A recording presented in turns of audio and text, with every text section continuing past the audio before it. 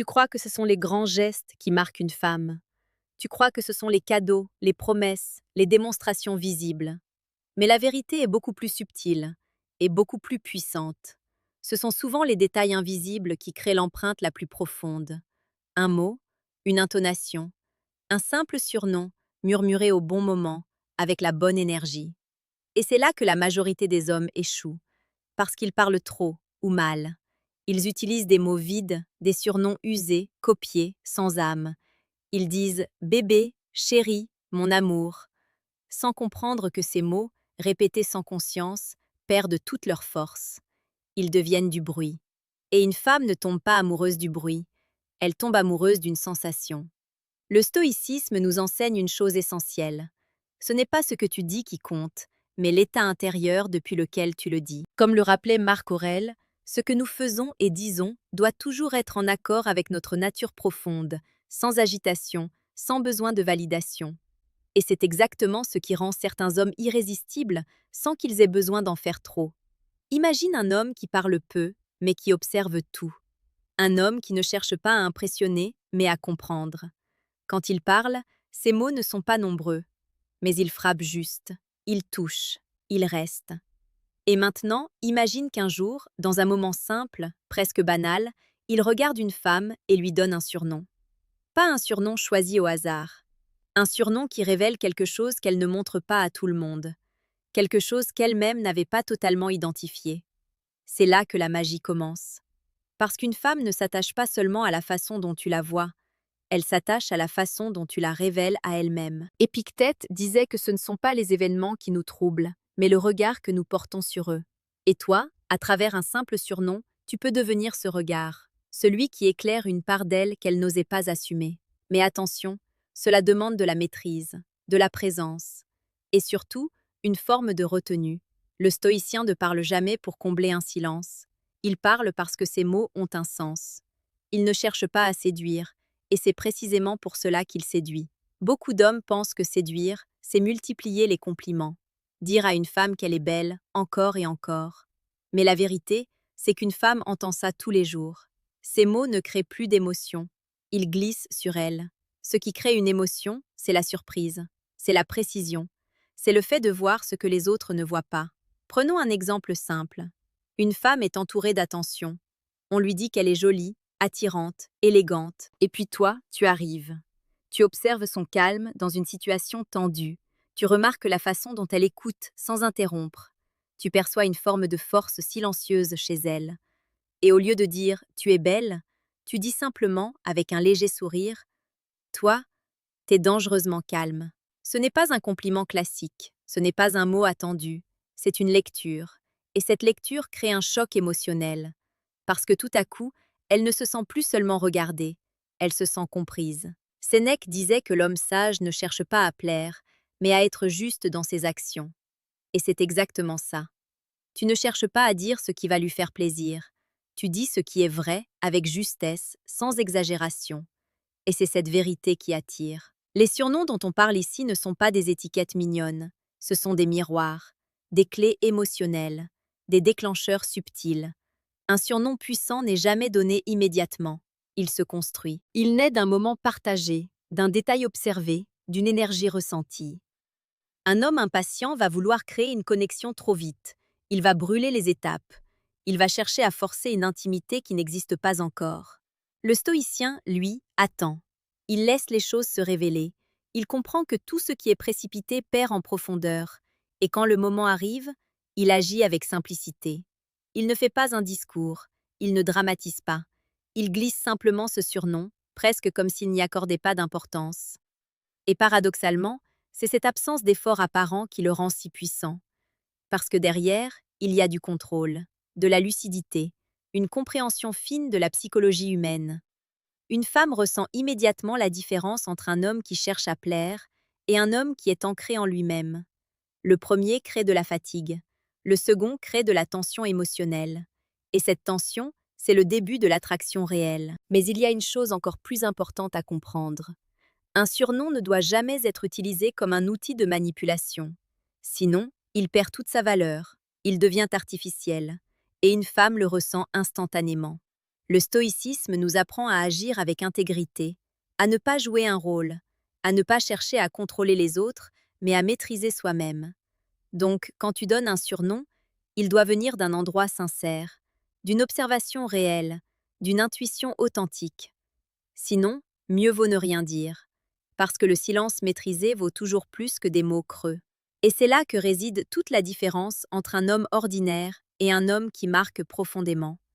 L'homme ordinaire parle pour exister. L'homme stoïcien existe, même dans le silence. Et quand il parle, ses mots laissent une trace. Ce qui rend un surnom réellement puissant, ce n'est pas sa forme, c'est ce qu'il provoque intérieurement. Ce n'est pas le mot lui-même qui touche une femme, mais l'état émotionnel dans lequel il la plonge. Et cet état ne se crée pas par hasard. Il naît d'une compréhension fine de ce qui se joue dans l'instant. Un homme aligné avec les principes du stoïcisme ne cherche pas à contrôler les réactions. Il observe, il ressent, il ajuste. Il comprend que chaque interaction est un terrain subtil, où les mots doivent être rares mais précis, comme des flèches qui ne sont tirées que lorsqu'elles ont une direction claire. C'est pour cela que certains surnoms deviennent inoubliables, parce qu'ils ne sont pas donnés à la légère. Ils surgissent à un moment particulier, souvent inattendu, et viennent cristalliser une émotion déjà présente. Imagine une femme qui, malgré son assurance apparente, laisse entrevoir un moment de vulnérabilité. Peut-être qu'elle parle de quelque chose qui la touche, ou qu'elle laisse tomber un masque qu'elle porte habituellement. La plupart des hommes ne remarquent même pas ce moment. Ils restent en surface. Mais toi, tu le vois. Et au lieu de répondre de manière banale, tu poses un regard calme, presque silencieux, et tu dis doucement « En fait, t'es plus fragile que tu le laisses croire. » Ce n'est pas un jugement, ce n'est pas une critique, c'est une reconnaissance. Et cette reconnaissance, si elle est juste, crée une connexion immédiate. Parce qu'au fond, chaque être humain cherche à être vu tel qu'il est réellement, au-delà des apparences. Épictète nous rappelait que la vraie puissance réside dans notre capacité à percevoir les choses telles qu'elles sont, sans se laisser tromper par les illusions. Et dans le domaine de la séduction, cette capacité devient une arme silencieuse. Mais attention, il ne s'agit pas de pointer les failles d'une femme. Il s'agit de mettre en lumière une part d'elle qu'elle cache, mais qu'elle aimerait secrètement voir reconnue. C'est une nuance essentielle. Un homme maladroit va dire quelque chose de trop direct, de trop brut, et va créer de la fermeture. Un homme maîtrisé va suggérer, effleurer, laisser de l'espace. Et c'est cet espace qui permet à l'émotion de grandir. Prenons un autre exemple. Une femme joue un rôle fort, indépendant, presque inaccessible. Elle donne l'impression de ne rien attendre de personne. Beaucoup d'hommes vont soit la fuir, soit essayer de la dominer. Mais un homme stoïcien ne tombe dans aucun de ces pièges. Il reste stable. Il ne cherche pas à la confronter. Il ne cherche pas non plus à la flatter. Il observe. Et à un moment donné, dans une interaction légère, il peut simplement dire, avec un demi-sourire, « Toi, t'aimes bien faire croire que t'as besoin de personne. » Ce n'est pas une attaque, c'est une lecture. Et cette lecture, si elle est juste, va créer une fissure dans son armure. Parce qu'elle va sentir que tu vois au-delà de ce qu'elle montre. Sénèque disait que la vérité n'a pas besoin d'être criée pour être entendue. Et c'est exactement ça. Plus tu es calme, plus tes mots prennent de la force. Un surnom, dans cette logique, devient presque un symbole. Il résume une perception, il condense une émotion. Et plus il est simple, plus il est puissant. Parce que la simplicité, lorsqu'elle est juste, frappe plus fort que la complexité. Mais il y a une règle que très peu d'hommes respectent. Un surnom doit être rare. Si tu répètes constamment le même mot, il perd son impact. Il devient prévisible. Et ce qui est prévisible devient invisible. Le stoïcien comprend la valeur de la retenue. Il sait que ce qui est rare est précieux. Il ne surutilise pas ses cartes. Il laisse le manque s'installer. Et c'est ce manque qui crée le désir. Marc Aurèle écrivait que nous devons apprendre à nous suffire à nous-mêmes, à ne pas dépendre de l'extérieur pour exister. Et c'est cette indépendance émotionnelle qui rend un homme magnétique. Parce qu'il ne cherche pas à obtenir une réaction. Il n'a pas besoin de validation. Il donne, puis il se retire. Et dans ce retrait, il laisse l'autre ressentir.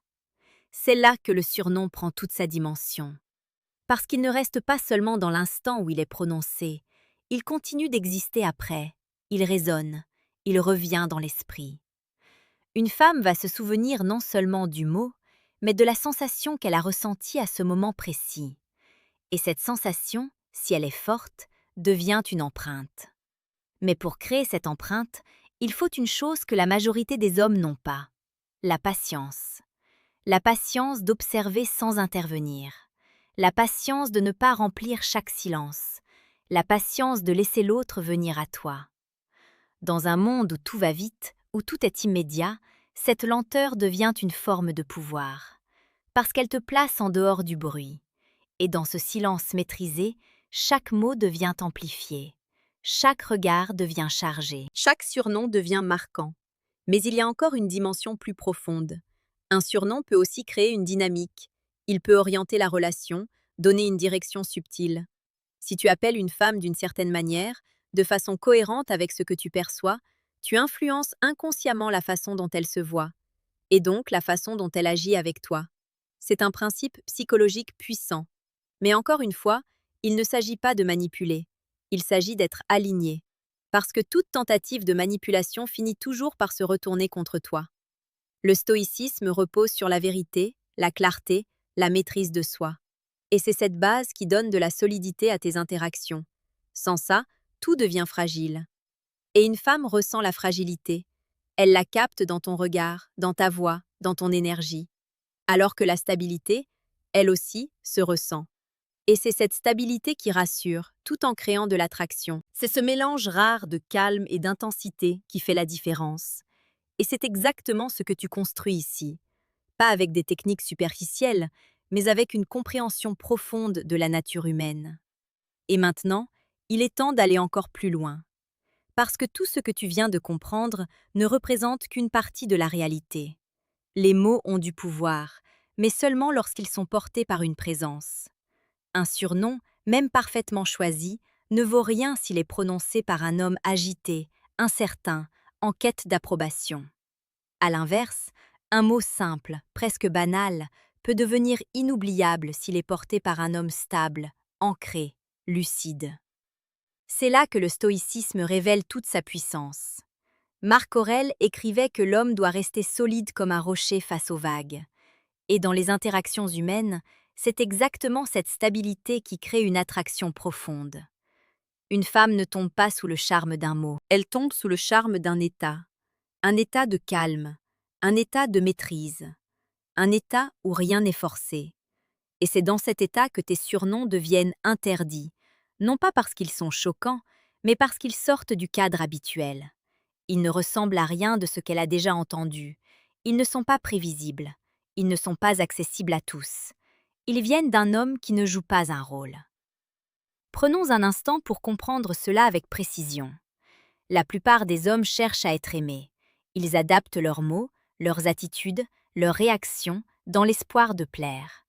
Mais ce faisant, ils deviennent lisibles. Et ce qui est lisible perd toute tension. Le stoïcien, lui, ne cherche pas à plaire. Il cherche à être juste. Et cette posture change tout. Parce qu'elle introduit une forme d'imprévisibilité calme. Une femme ne sait pas exactement ce que tu vas dire, mais elle sent que ce sera toujours sincère, toujours aligné. Et cette sensation crée une attraction beaucoup plus profonde que n'importe quelle technique. C'est dans cette dynamique que les surnoms prennent toute leur dimension. Ils ne sont plus des outils, ils deviennent des extensions de ton regard. Quand tu appelles une femme d'une certaine manière, tu ne fais pas que la nommer. Tu définis une réalité entre vous deux, une réalité qui n'appartient qu'à vous. Et c'est cette exclusivité qui crée l'attachement. Parce que ce surnom, elle ne l'entend pas ailleurs. Il n'existe que dans votre interaction. Il devient un code, un signal, une connexion. Mais pour que cela fonctionne, il faut que tu sois capable de te détacher du résultat. C'est peut-être la leçon la plus difficile et la plus essentielle. Épictète nous enseignait que nous devons nous concentrer uniquement sur ce qui dépend de nous. Et la réaction d'une femme ne dépend pas de toi. Tu peux être juste, tu peux être présent, tu peux être précis, mais tu ne peux pas contrôler ce qu'elle ressent. Et paradoxalement, c'est ce lâcher-prise qui rend ton comportement puissant. Parce que tu ne forces rien. Tu proposes, puis tu laisses l'espace. Et dans cet espace, soit quelque chose naît, soit rien ne se passe. Mais dans les deux cas, tu restes stable. Tu ne poursuis pas, tu ne t'accroches pas, tu restes centré. Et cette attitude est extrêmement rare, tellement rare qu'elle devient immédiatement perceptible. Une femme ressent quand un homme est détaché sans être froid, présent sans être envahissant, intéressé sans être dépendant. C'est cet équilibre qui crée une forme de fascination, parce qu'il est difficile à trouver et encore plus difficile à imiter. Sénèque disait que la véritable force réside dans la maîtrise de soi.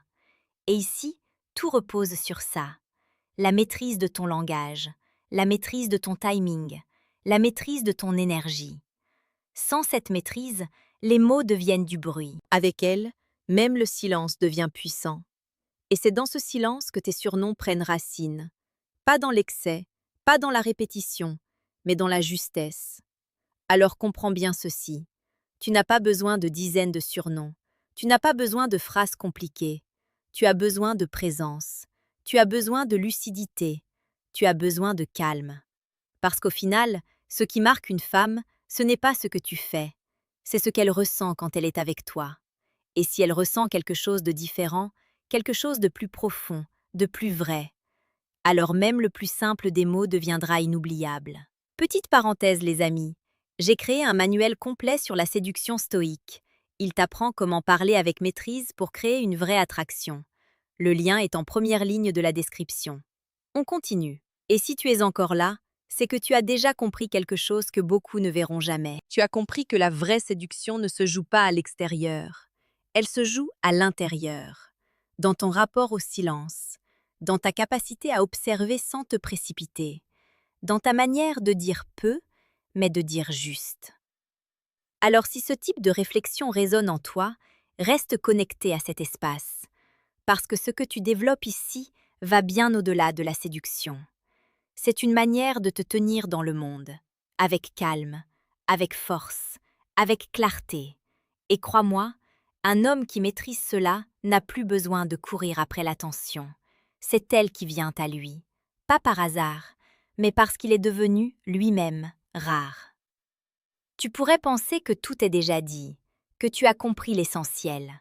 Et pourtant, il reste une dimension encore plus subtile, presque invisible, que seuls les hommes les plus lucides finissent par intégrer. Parce qu'au fond, ce n'est jamais le surnom qui rend une femme folle. Ce n'est même pas ta façon de parler. C'est ce que ta présence déclenche en elle lorsqu'elle se retrouve face à quelqu'un qui ne cherche ni à séduire, ni à convaincre, ni à prouver. C'est ce paradoxe qui déstabilise. Dans un monde où tout le monde essaie d'être vu, toi tu n'essaies pas. Dans un monde où tout le monde parle, toi tu choisis tes silences. Et dans ce contraste, tu crées quelque chose de rare. Marc Aurèle rappelait que la valeur d'un homme se mesure à ce qu'il laisse entrer en lui. Et ici, cela prend tout son sens. Parce que si tu es facilement impressionné, facilement troublé, facilement déstabilisé, alors tes mots perdront leur poids. Un surnom, même bien choisi, ne peut pas compenser un manque d'ancrage. Mais un homme solide transforme tout ce qu'il touche. Même un simple regard devient chargé. Même une phrase anodine devient mémorable. Même un silence devient magnétique. Et c'est là que beaucoup se trompent. Ils cherchent les bons mots alors qu'ils devraient chercher le bon état intérieur. Ils veulent apprendre quoi dire alors qu'ils devraient apprendre quand se taire. Ils accumulent des techniques alors que la vraie puissance réside dans l'épuration. Le stoïcisme ne t'apprend pas à en faire plus. Il t'apprend à enlever le superflu, à retirer le besoin de plaire, à éliminer l'agitation, à calmer ce bruit intérieur qui te pousse à combler chaque vide. Et une fois que ce bruit disparaît, quelque chose d'autre apparaît. Une forme de présence, stable, silencieuse, intense. Et dans cet espace, chaque mot devient plus lourd, plus précis, plus impactant. C'est ici que les surnoms prennent leur véritable sens. Ils ne sont plus des outils de séduction, ils deviennent des révélations. Tu ne donnes pas un surnom pour créer quelque chose, tu le donnes parce que quelque chose est déjà là, parce que tu as vu, parce que tu as compris, parce que tu ressens. Et cette différence change tout. Une femme perçoit immédiatement quand un mot vient d'une stratégie ou d'une intuition. L'un crée de la distance, L'autre crée du lien. Et ce lien ne se construit pas dans l'effort, il se construit dans la justesse. Épictète disait que la liberté commence le jour où tu arrêtes de dépendre de ce qui ne dépend pas de toi. Et dans la séduction, cela signifie une chose très simple. Tu n'as pas besoin qu'elle réagisse pour te sentir valide. Tu n'as pas besoin qu'elle soit impressionnée pour te sentir puissant. Tu n'as pas besoin qu'elle soit séduite pour rester centrée. Et c'est précisément cette indépendance qui attire, parce qu'elle crée une tension particulière. Une tension où tu es là, mais sans être en demande. Une tension où tu observes, sans chercher à obtenir. Une tension où tu proposes, sans t'attacher au résultat. Et dans cette dynamique, les surnoms deviennent presque secondaires. Ce qui compte, c'est l'énergie qui les porte. Une énergie calme, mais présente. Une énergie détachée, mais attentive. Une énergie stable, mais vivante. C'est ce mélange qui intrigue. C'est ce mélange qui reste. C'est ce mélange qui marque. Sénèque disait que ce n'est pas l'homme qui possède peu qui est pauvre, mais celui qui désire toujours plus. Et ici, cela s'applique parfaitement. Un homme qui cherche constamment à impressionner, à séduire, à obtenir, finit par s'épuiser. Un homme qui est déjà plein, déjà stable, déjà aligné, attire sans effort, parce qu'il ne manque de rien. Et c'est cette absence de manque qui crée la fascination. Alors, au lieu de chercher le bon surnom, deviens l'homme qui n'a besoin que d'un mot pour créer une émotion. Au lieu de chercher à maîtriser des phrases, maîtrise ton silence. Au lieu de vouloir provoquer une réaction, sois celui qui laisse une trace. Parce qu'au final, ce qui rend une femme folle, ce n'est pas ce que tu fais, c'est ce qu'elle ne peut pas expliquer quand elle pense à toi. C'est cette sensation étrange, ce mélange de calme et d'intensité, de proximité et de distance, de simplicité et de profondeur. Et ça, aucun mot ne peut totalement le capturer. Mais un homme qui a compris cela peut, avec un simple regard ou un simple surnom, créer quelque chose que les autres passeront leur vie à essayer de comprendre. Et maintenant, tout dépend de toi. Pas de ce que tu vas dire, mais de ce que tu vas devenir.